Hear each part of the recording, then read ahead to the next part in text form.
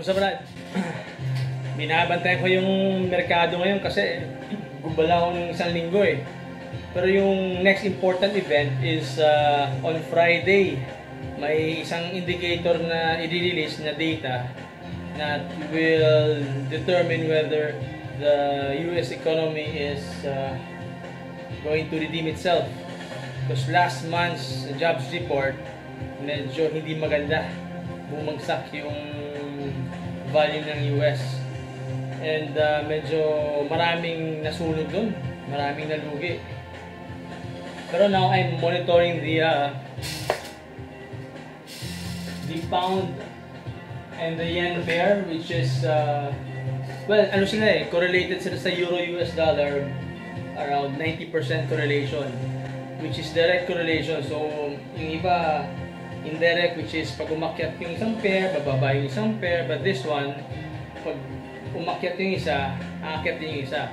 I noticed that there's a lag sa pound and yen. Nauna yung euro tsaka US dollar, tapos yung pound tsaka yen sumusunod na lang. So there's a bit of an efficiency, siguro mga 5 minutes or 3 minutes inefficiency.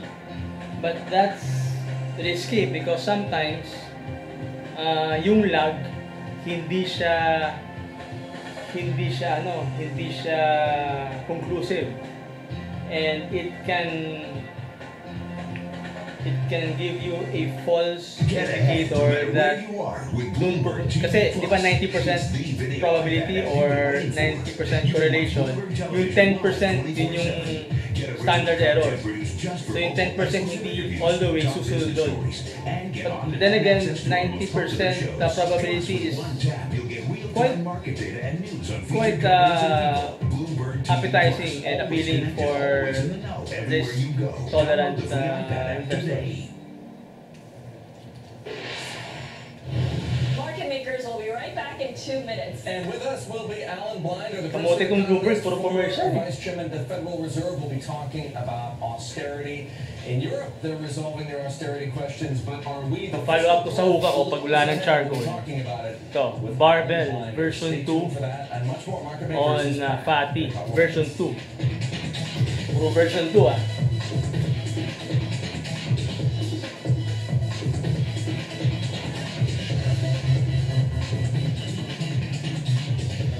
Flavor nito ngayon, halo-halo eh.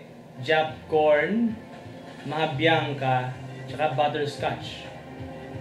So yung pag crossbreed mo yung tatlong flavor, labas siya para siyang yung saba na nilaga na may Anchor na yung bagong Anchor butter na may maple syrup.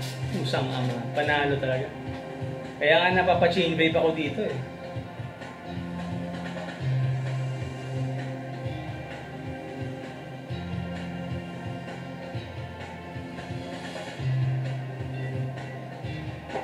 Ito naman, lasa naman ng hookah ko is cherry lang. Simple cherry. Maganda sa hookah kasi organic siya.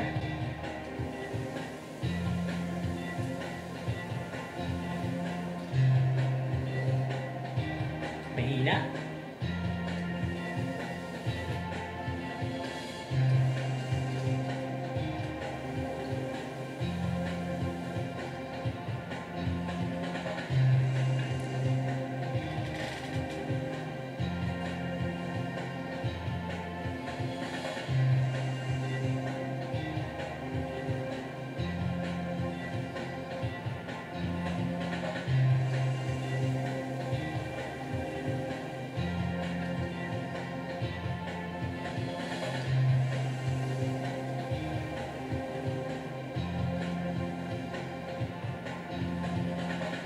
Ano, on Friday, good luck sa mga fellow retail tsaka institutional traders. Bye!